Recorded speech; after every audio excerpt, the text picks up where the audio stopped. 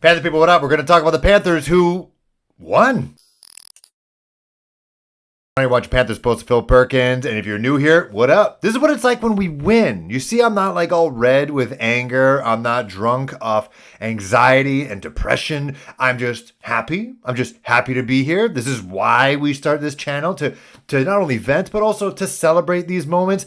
We don't have double-digit losing streaks. It's just 9 games. It ended at 9 games. The Panthers beat the divisional rival New Orleans Saints 22-14. They are now 1-2 as they kind of hang their hat on the defense here. The defense coming up big time. I mentioned it in the last episode that the defense, they can increase their effort. That's what they can do. They can take the right pursuit angles, follow the right, schemes and all that stuff, but it's just about effort. It's all about hustle, and that's exactly what they did, led by none other than number 49, Frankie Louvu, a guy who I questioned a little bit, not his toughness, not his football acumen, but just his size, I guess, his inexperience in this role, in this big role in an NFL franchise. Remember, he was kind of a bit player with the Jets.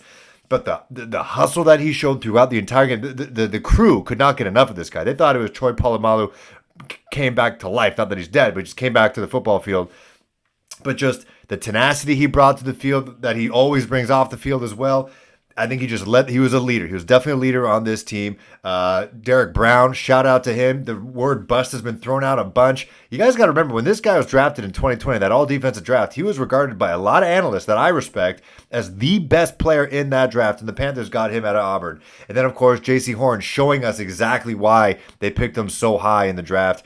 It literally jumps high in the air to get in Jameis Winston's face, not only to bat the ball away, but to intercept the ball as well. The guy's showing us why he is an elite talent and is a big part of this future. And I was actually thinking in my head, if I were to get a Panthers jersey, who would I get? A lot of people got Brian Burns.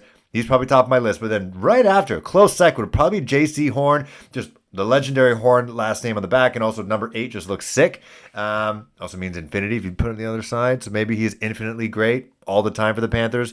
But the Panthers defense definitely gets the game ball, every single person. Shout out to C.J. Henderson, the guy he's been doing great things with Dante Jackson out. I think this time he was out, questionable to return with a neck injury.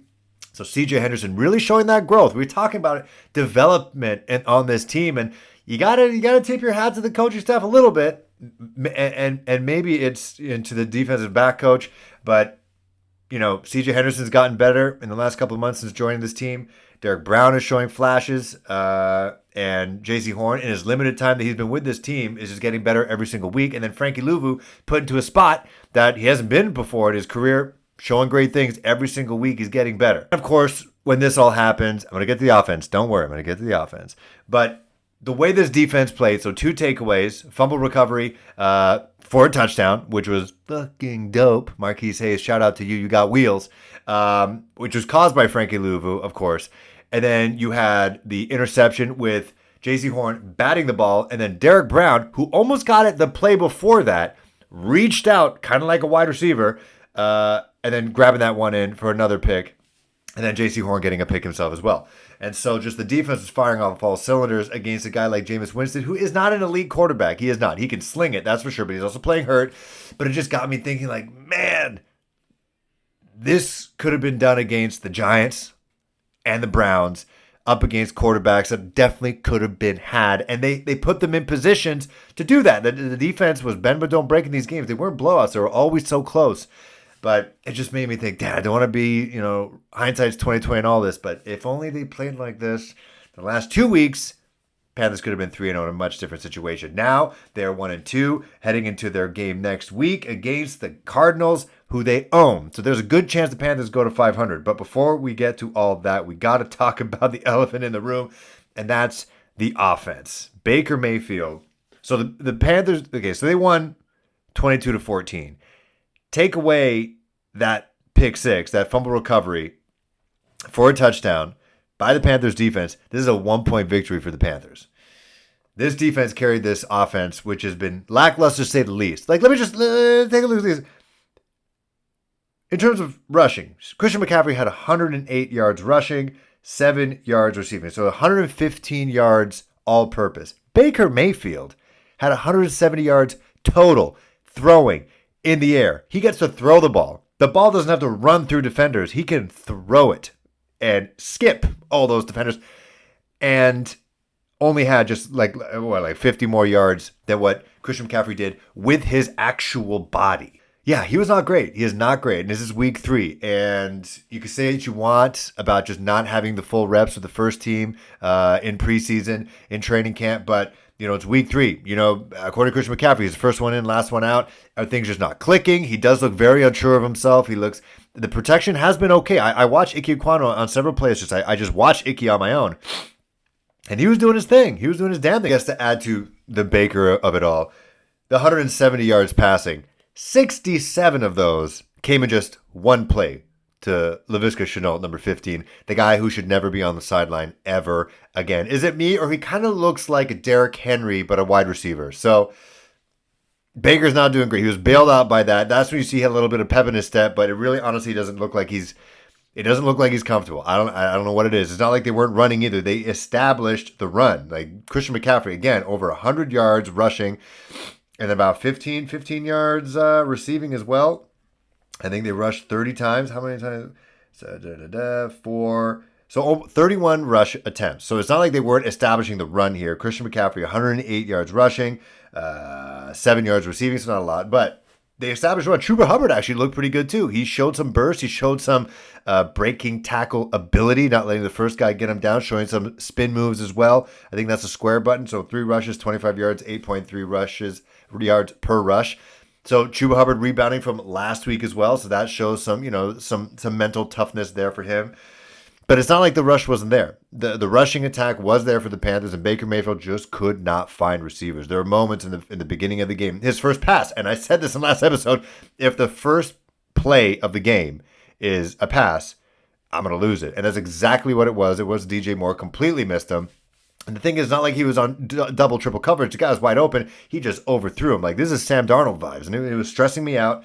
But again, he's bailed out by Laviska Shenault, who should never, ever be on the sideline ever again. So shout out to him. Welcome to the Panthers. I don't know where you've been the last 2 weeks. It's not like you just got here, but he's a big dude. I hope he stretches out. We can't afford to get this guy hurt because Terrace Marshall was a healthy scratch today. I don't think that guy's going to see the field at all unless that alone pisses him off that he comes back and it becomes a better player somehow. But it's just not working for him. Robbie Anderson doing what he did. He did have very good blocking on that Laviska Shenault touchdown. So shout out to Robbie with that. 1 catch, 14 yards. But yeah, so this team really is a hard-nosed squad. Like, that's what they want to be. In this case, it worked out because they won. But the defense playing to its capabilities, playing to their abilities to get the 3 turnovers. They carried this game. And in terms of the offense, it was super boring on the quarterback side. But in the end, and I know I'm contradicting myself a lot in all this, Baker didn't play great, but at the same time, we don't want to put everything on Baker. That's the whole point. We know he's not friggin' Patrick Mahomes, who lost today. But, we know he's not Josh Allen, who also lost today. But he's Baker Mayfield. We know who he is. We know that we just need him to just not fuck up. And he didn't. He had no turnovers, nothing, no fumble snaps. So you can sense that he's getting a little bit better in that way.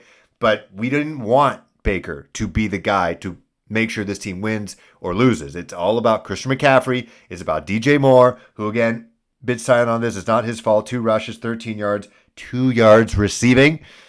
Could have, should have been more. Could have, would have, should have, but Baker just couldn't get to him for whatever reason. But we said this after the first 2 losses, that we can't have Baker doing everything. He can't be throwing balls all over the yard. 25 pass attempts for him. And, we can't be having him trying to throw like 50 times a game. So this team is built to have Christian McCaffrey ball out, which he did, over 100 yards, and then for the defense to ball out as well, and for Baker Mayfield to just manage, don't make mistakes, and put them in a good position. And while he didn't do that today, he also didn't lose them the game, which Jameis Winston did to the Saints. So what can you say? They're heading into week 4 against Arizona Cardinals, who they own. Last time they didn't play an Arizona Cardinals team with Kyler Murray. But, Kyler Murray is a guy who is an electric player. Of course, you probably saw that 2-point conversion last week that took about 25, 30 seconds to complete that whole play. So the defense, I think it sets up well for our defense because our defense is fast. They're long. They can get after them. They're bendy, if you want to call it that. And I think they can take advantage. The Panthers could very well be at 500 in a league, in a division, where I think the Falcons won. They won, so they are now 1-2. And the Buccaneers are 2-1. But if the team just continues to be the way what it showed today, and it's been showing that little bit by little bit every single week. It took 3 weeks, and people wanting Matt Rule's head on a stake. But if the defense just plays the way it does today, and just forces these quarterbacks to make mistakes, and puts themselves in the right position, hustle, pressure, all that shit, and the offense is just Christian McCaffrey doing Christian McCaffrey things. Deontay Foreman, I don't think he got a single look. Did Deontay Foreman get a look? Rushing. No, he didn't get a single rush. Not a single rush. I don't know if he was there in pass plays or whether he was inactive. Also, I got to say, shout out to Ian Thomas. He's been showing up every single week. 2 catches, 13 yards, but they're meaningful yards when he does. And he's hard to bring down as well, so shout out to him. Shi Smith as well. 2 targets, 2 catches, 22 yards, longest for 11. So again, everyone's showing a little bit more improvement here. Shi Smith wasn't catching those passes last week. This week, he looked at twice, caught the ball, boom, love it. So if this offense just wins in spite of the way Baker Mayfield plays, maybe he gets more comfortable with the team. But if this team just plays hard-nosed defense, opportunistic defense, and Christian McCaffrey doing Christian McCaffrey things, and hopefully DJ Moore gets an opportunity to create on the field as well, this team should be all right. We said 3 straight home games against the Saints, against the Cardinals, and then the Niners who are playing right now, who are beating the Denver Broncos at the moment. So if they can come out of this 3-2, I think we're in good position to fulfill what I thought the Panthers could be, and that is a wild card team. Does that mean then that Matt Rule will still be the head coach? Yeah. But if you're a Panther fan, that's what you want. You want them to be successful. You want them to make the playoffs. You want the bank to sound like the way it did today. People were hype. It was almost like when the defense can galvanize a crowd, the way they did in 2015, the way this Panthers team has for decades. And so I think, yeah, he's annoying at times. He talks a lot. But it seems like the players love him. They're playing for him. They don't want him to get gassed, because if he gets gassed, everyone's getting gassed eventually. And it's just a shit show in the offseason. So they clearly respond to this guy. If we're a fan of this team, we want them to win. Doesn't matter who the head coach is. We want them to win, and they're winning. We won. Will they win again next week? I think so. I'll bet on it again. Don't ask me about my 6-game parlay that was messed up by the Bills, but I had the Panthers on there on the money line. Anyway, so that's how I feel. Let me know how you feel about this squad in the comments below. And if you're new here, welcome. These are the Sunday night recaps. They're a bit more emotional, less edits. But throughout the week, we're going to preview this game against Arizona Cardinals. Are the Panthers going to end up at 500? I think they will. It's not just on the high on this. I just think they own the Cardinals. That's just what they do. And so enjoy it. 24 hours. Enjoy it. And then after that, on to week 4. But I appreciate you guys. I appreciate the new followers in the last couple days. I love you all. See you guys soon.